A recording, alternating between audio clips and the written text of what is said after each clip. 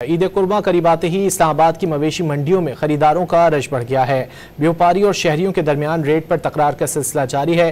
मजीद जानेंगे don news की नुमाइंदा रुखसाना खान से। रुखसाना, बताइए। जी बिल्कुल, ईद उल अज़हा में चंद ही रोज़ बाकी हैं। ऐसे में इस्लामाबाद की मवेशी मंडियों में रौनकें अरूज पर हैं। मवेशी मंडियों में ख़रीदारों का रश बढ़ने लगा है। इस वक्त हम ज़िया मस्जिद मवेशी मंडी में मौजूद हैं और यहाँ पर खूबसूरत तरीन जानवर शहरियों की तवज्जो का मरकज़ बने हुए हैं। इस वक्त हमारे पास व्यापारी मौजूद हैं, उनसे मज़ीद बात करेंगे। अच्छा बताइएगा, कितना इजाफा हुआ है जानवरों की कीमतों में और क्या रेट चल रहे हैं यहाँ पर? इस टाइम जो रेट चल रहे हैं मंडी के 2.5 लाख से लेके 8 से 10 लाख तक इस मंडी में जानवर है और लास्ट ईयर से 25 से 30% इजाफा हुआ है जानवर की प्राइस में।